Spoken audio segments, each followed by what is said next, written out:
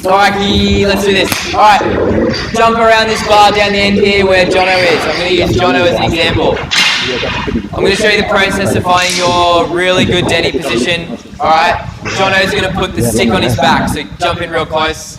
So I don't have to yell and lose my voice like Brent. Sweet, now, Jono's going to walk right up to the bar and put the middle of his foot underneath the bar with his toes straight ahead and his feet shoulder width apart, okay? Now what we do is we use the stick, 3 points of contact, and then we're just going to kind of hip hinge back, so slight knee bend and punch the hips back.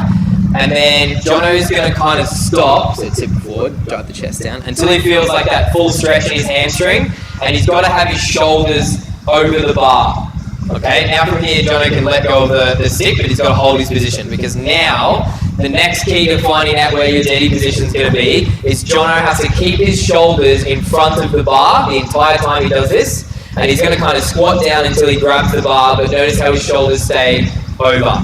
So from the position you find with the dowel stick, your shoulders are going to stay in the same line as your hips and just sink down like this until you grab the bar. You're only going to drop down like 2 inches or so. When you grab the bar, this is where I know Jono is probably optimally going to lift the most amount of weight possible with good technique. Okay, so this is the easiest and quickest way you can get into a good position with your deady. Sweet? So what I want you to do is within your team, grab your sticks, find out what your optimal position is, come and grab Brent or myself, and then figure out if that position's perfect. Sound good? Sweet, you got 2 minutes. And then we're going to start lifting some weight with that awesome setup position. Can the partner help your other partner who's got the stick on their back, take it off their back for them once they find their full stretch position? When they do their RDL, don't let your partner bend their knees. So they have to hip hinge back without bending their knees too much, so only a slight knee bend. And then when they feel that full stretch in their hammies, they're going to let go of the stick, your partner's going to grab it, and then you're going to keep your shoulders over the bar, squat down until you can grab it, and there's your deady position. So someone help Tay grab the stick off Tay's back. When she hits, so do it again. So hip hinge first, Tay. Now you can let it go. Now keep your shoulders in front, squat down a little bit. Yeah, good. So that's where you're going to deady from. So hip hinge a bit more if you can, Ariel. Yeah, that's better. That's full stretch. Yeah, take the stick off. Keep your shoulders over the bar. Squat down a little more. Perfect. There you go. Good. And just get familiar. I want everyone to get familiar with this position.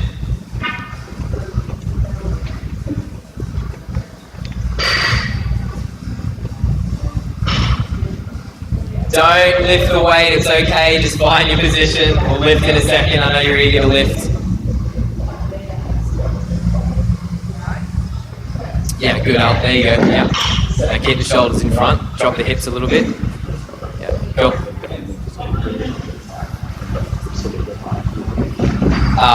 Kaz, I'm going to use you for the tension part. Do you want to go in the middle platform as well? Alright, hopefully we've all gone through our process. Now we need to go through how do we build tension. So this is that point I was telling you guys about mindset and approaching the bar the exact same way every single time. So my process is shuffle forward, find my feet position, alright, find my setup position, and then I have my hips up in the air to start with. This is just my routine every single time I do a rep and I do a set.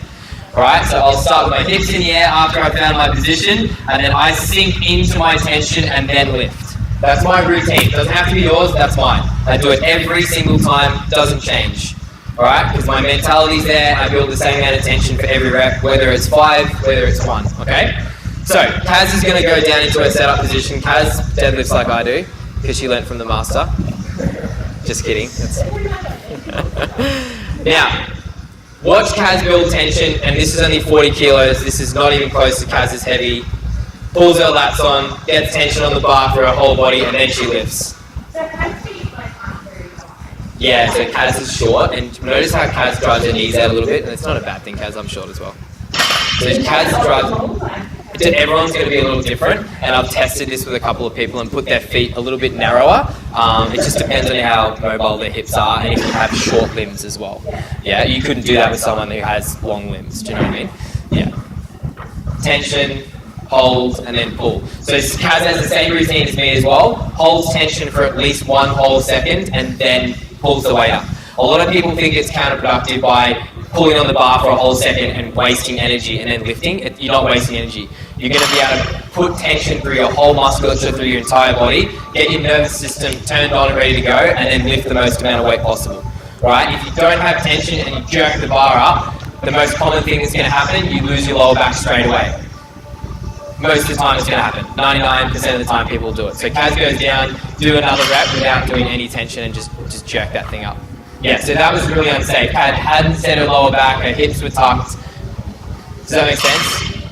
Now what we're going to do before we build up to our 1RM, I want you guys to do 3-4 reps each. Get into your routine, build a tension, right? Pull on the bar. If there's 40 kilos on the bar, you have 40 kilos of tension because that's even, it's not going to move.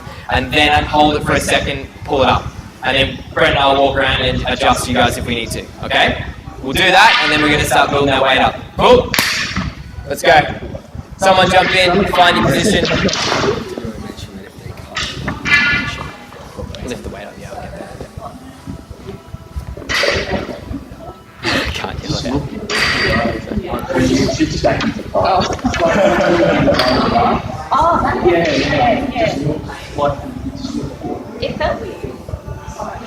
So heaps of tension, guys. Brace as hard as you can.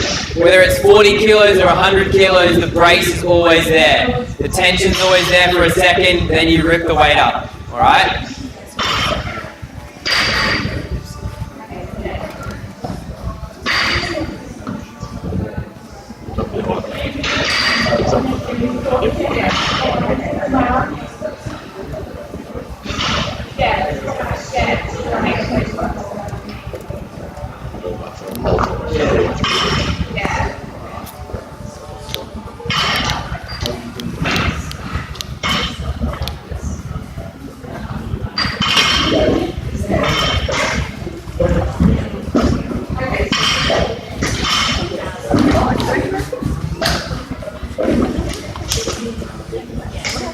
I know, that's pretty damn good. For the first time, that's really good.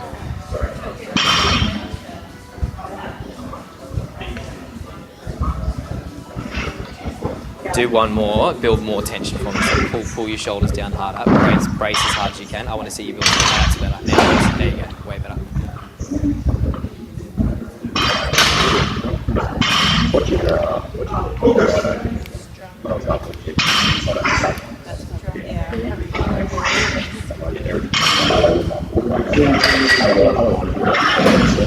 Try and spend more time with tension. Yeah, so drop your hips a little bit as well. Yeah, good. That's better.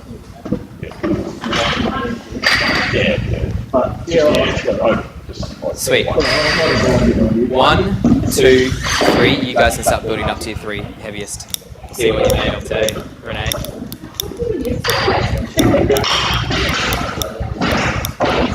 Jono, how does your hamstring feel today?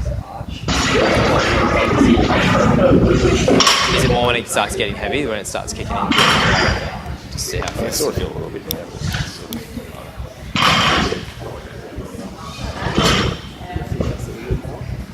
Tension first. So drop it down, build more tension, chest up, shoulders back, hold your breath. Yep, press up. Good. Nice, a little bit more weight, I like it. After each person's done their few reps, they've got their routine in place. Get out of here.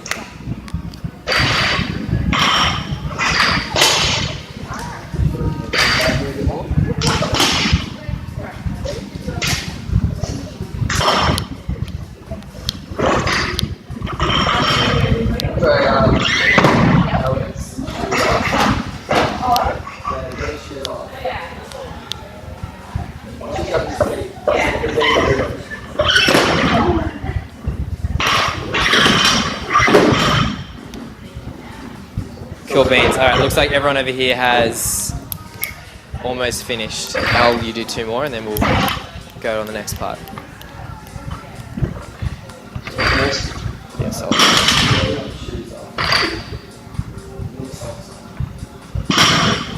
Yeah, better up. Yeah, going first.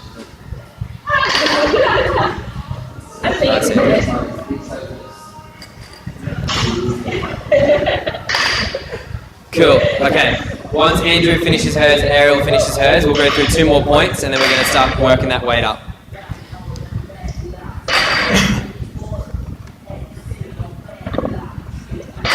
Nice, Ariel. Okay, so George is a good example. So George has lifted his weight because he's a little taller and his hamstring mobility is not great.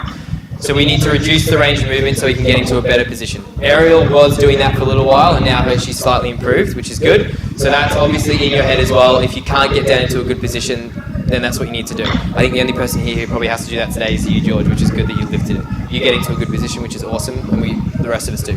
Now, I want you to think about 2 things. You guys can keep warming up, it's okay. 2 cues when you're deady. The most important one is push your legs through the floor. Don't think of it like a pulling exercise. It is, right? But if you push your feet, or you think push at the start, you're going to be able to lift that weight with your back in a neutral position. If you think pull, most of the time it's going to happen with the rounded back, okay? So I want you to think, get tension, and then push your feet through the ground first, okay? So push the ground away. Second thing, when the bar gets just above the kneecap, the only thing that should be in your head, so you use your glutes, is hump the bar. Sounds like a silly cue, but it works effectively all the time, okay?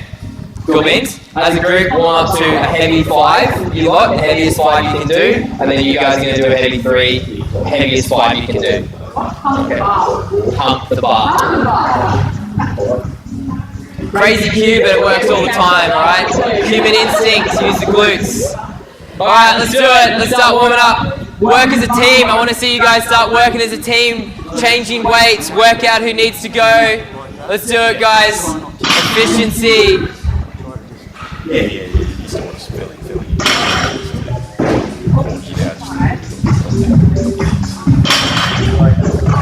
Yo, the heaviest 5 you can do.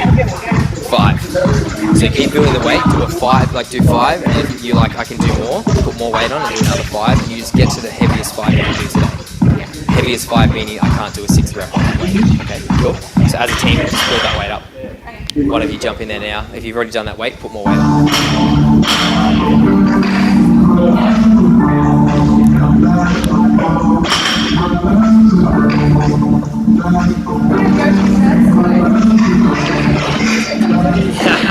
No, you gotta catch people off guard.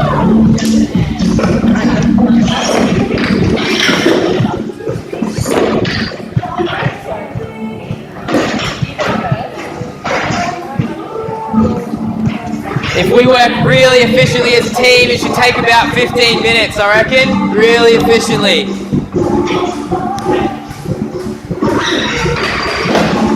Watch your partners, make sure they build tension.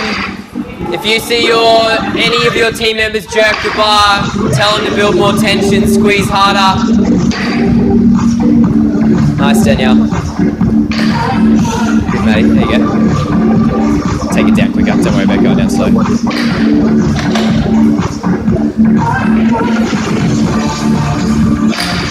Nice, Maddie, take it down quicker, don't worry about it, yeah.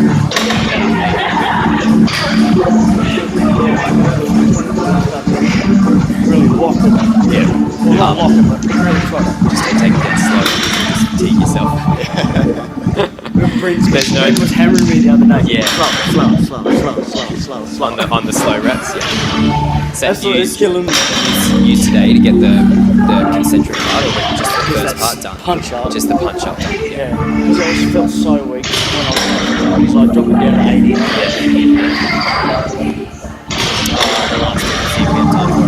It'll just be showing people the effort they have to work out with different types of rest periods and working periods. You probably don't need to do it after everything you did today. Renee, I didn't think you were going to do 17 minutes in that last bit. I thought you were going to tap out at the 10. So keep those elbows locked up. So build tension and keep your elbows locked. There you go, perfect. Danielle, that's perfect. I know, so it's really good. Cutting my weight back and working on those techniques. Yeah. So I did that a couple of weeks ago when we did 3. Yeah. Yeah, it's looking really good. Yeah. Really good. Yeah, I'm still Yeah. And if you get that initial race and tension started, and it's a good routine, then you should never really lose it, you know what I mean? Doing well, guys. Keep building up. Keep building that weight up. Watch your partners. Give them some feedback. Brent and I only have 2 sets of eyes, or one set of eyes each.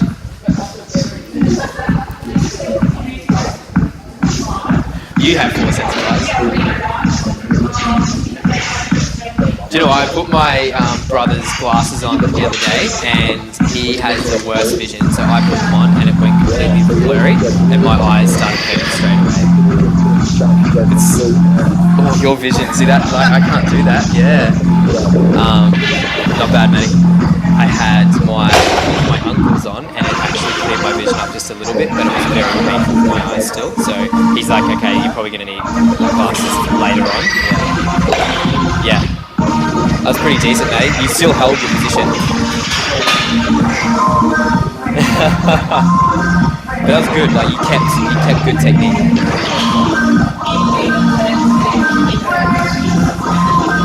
Really took a fire up. Nice, Kaz. Solid lift.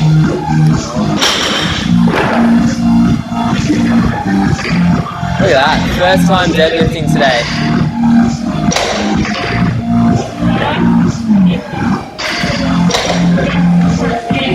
How often were you training before you were here? This is the first time before you were here? Well, I had about 4 months of no training. Prior to that, probably did 2 or 3 a week for about 6 months, and then prior to that, I had babies. So, Training, was that like a commercial gym, CrossFit, what boxing? I was in Melbourne.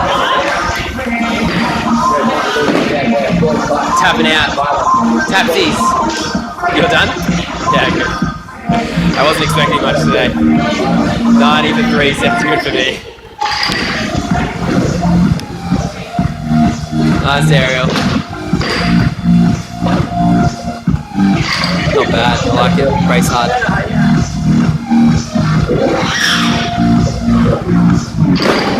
Al, your daddy's getting a lot stronger, hey? Yeah. Looks a lot better, yeah.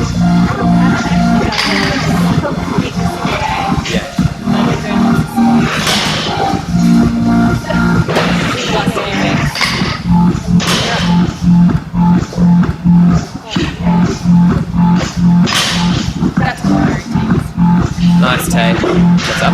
That's what my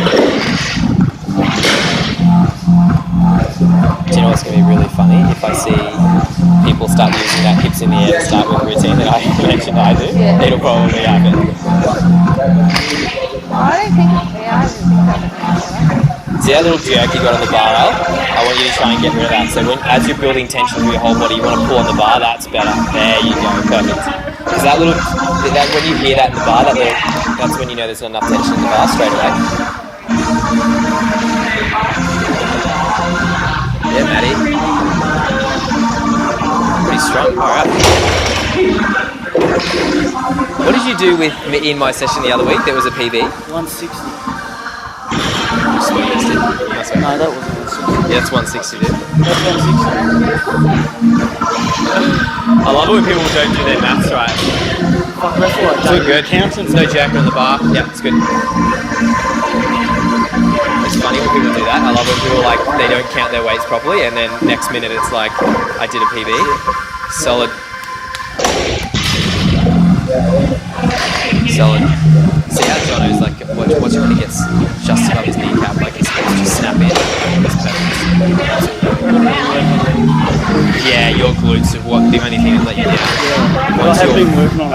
Once your floor strong gets pulled, gets stronger, and then once it gets to your knees, I never want to see your glutes ever again. See it will shuffle you down the top. If you just get your glutes stronger, you'll be able to just finish your off. And then, because I want you to get completely through that tightness, which is it's you way different to what you were. Feeling good today? Looks good.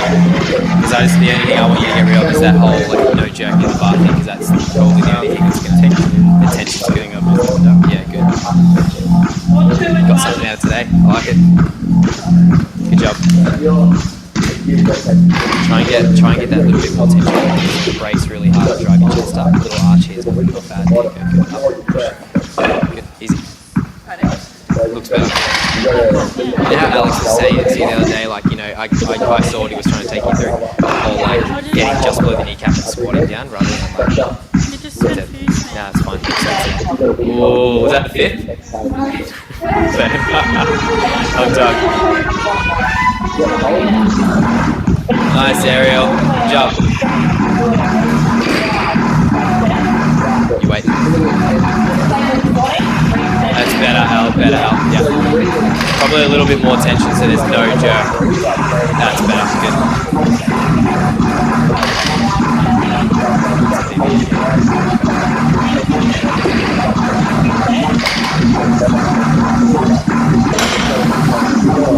Good effort, mate. two big ones in one day. It's a big effort. Nice, Al. Heavy. 70. What do you weigh now? Like probably 50. Yeah, cool. That's strong. Are we going up? Are we still at time? Yeah, go for it. Go one more. Quarter to 10. Quarter to 10, people. If you're not afraid to stay around for a little longer, keep hanging around. Nice, Tay.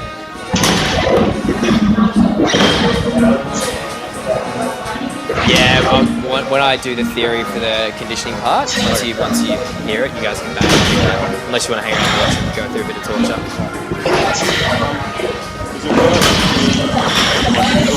Oh, 100%. I'm going to go through that in a second. So what happens is your shoes have this little bit of a squishy delay. So when you have bare feet, direct contact with the ground, you get a direct response from your nervous system. So you'll tend to lift a bit more weight naturally. I noticed that when I got up to like the 120 plus, you really stimulate your shoes. Or you won't put weight, you won't distribute weight in the right areas of your feet. So then when you go to pull the bar, if you put so much weight in your toes, you can put a good amount of weight. Do you know what I mean? So that direct contact's really good. I'll always go bare feet if I'm lifting like a high percentage of weight. A little bit more tension, Dan. Chest up, shoulders back. You're gonna brace harder. Yep, there you go. Keep bracing hard, Danielle. Come on.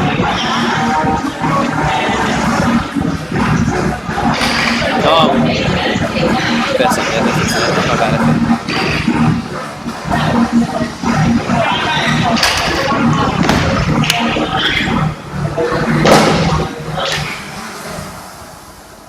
Ooh, how you feeling today? Are you doing 90 right now? Struggling now, man. I'll be going soon. All good. It's 10-2. All good. Nice, Al. Strong. Keep going. Brace hard. Brace hard. Nice, Al. 3 more. Chest up. Chest up when you brace. Yeah, that's better. Hold it. There you go. Good. Now as it gets heavier and harder, more bracing. More bracing. Brace hard. Come on. Drive your legs. Drive your legs. Drive your legs. Good. One more. One more. Brace hard. Yeah. Push your legs. Hips. Good. You're a strong little chick. Do you lift that heavy that often?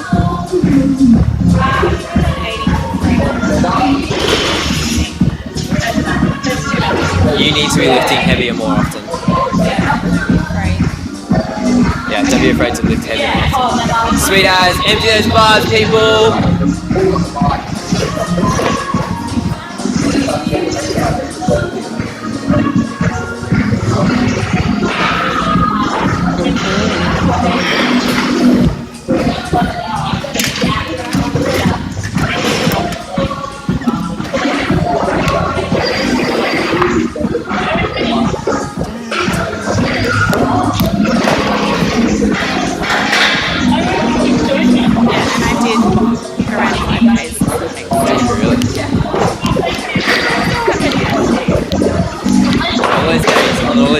Where it's like 2 and 3 reps, you should be lifting like 90.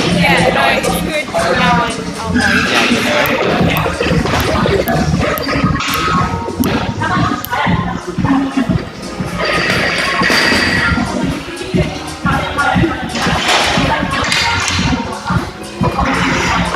You just leave there for now. Taking away in a big group.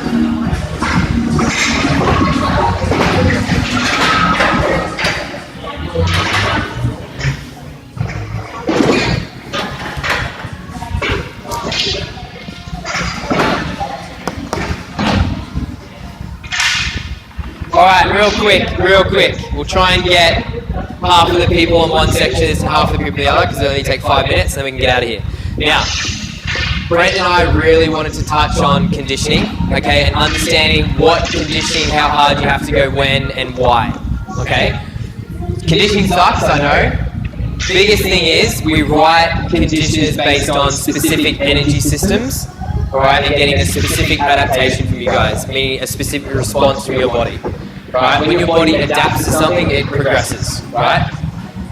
We got this amazing thing from a guy, stress to progress, and we always use it, right? You got to stress your body to progress. Now, all of our workouts we kind of target, Thursday was an example, right? Thursday was an example of this. That 10-second high power output that needs to be at maximal effort, alright? You getting fatigued is your body's response, but your effort and mindset needs to always be at 100%.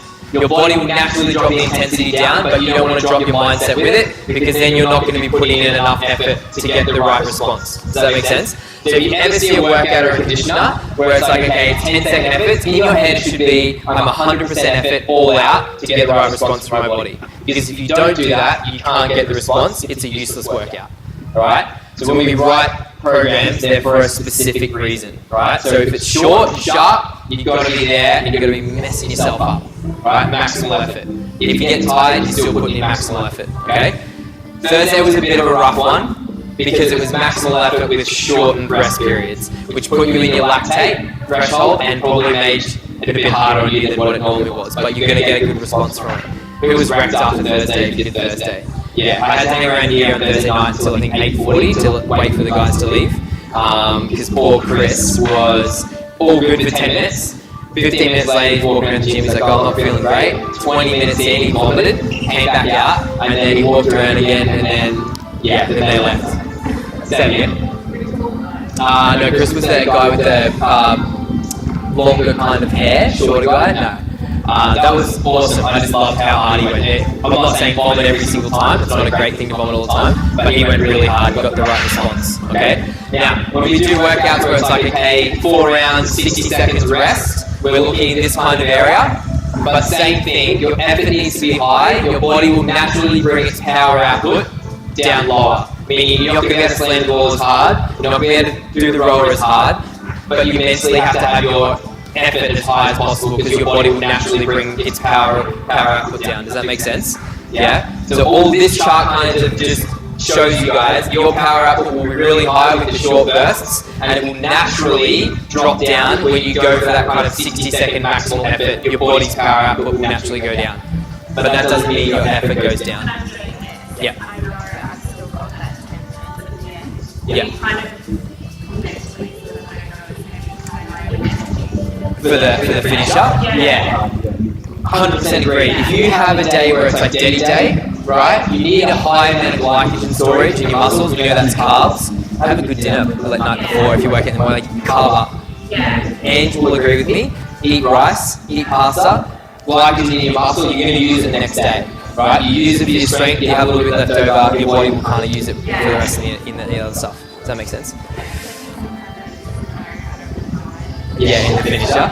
Yeah. So try and get away from that mentality. Like if it's, I'm not saying it's the wrong mentality, but if you're fatigued, just go for it still. So what we're gonna do is I'm gonna give you guys a bit of a taster. Let's split up in groups. Anyone that has some power output ready to rock and roll and they feel good, can we go into 2 20-second maximal efforts on the assault bike? You're only doing 2 rounds. That's it. 2 20-second max efforts because that's just beyond that power output, so you're going to kind of probably drop down to here, that's fine, with 2 full minute rests, which means your heart rate goes all the way back down to resting, fingers crossed, and then go again. Who wants to do that? We're only going to do 2 rounds.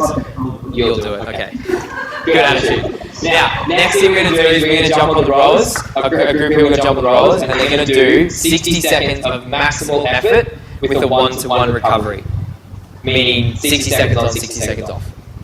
Sweet. We can get a couple of people to do that so we can see what response. I know you're a longer distance recovery person. Yeah. Cool. Anyone else want to give it a go? Tay's done. Just George. Ariel will do it, sweet. Let's get to it at least. Alright, Ariel, jump the bar, George, jump the bar. Matt's on the bike. Jono's on the bike. Yeah, Jono's on the bike. Sweet. If you want to hang around, or not jump out of here. We aim for energy system development. We want you to actually get fitter with specific domains of time. Yeah. Cool. George is wrecked. After two 60-second efforts. I always like to say to people as well, like we have 10-minute finishes, and don't space out your efforts, because if you constantly keep spacing out your efforts, you're not going to know if you're getting fitter. Because if you try and get the most amount of work output done in 10 minutes, that's where you get fitter. Easy? Alright, hopefully you got something out of today. That's me done.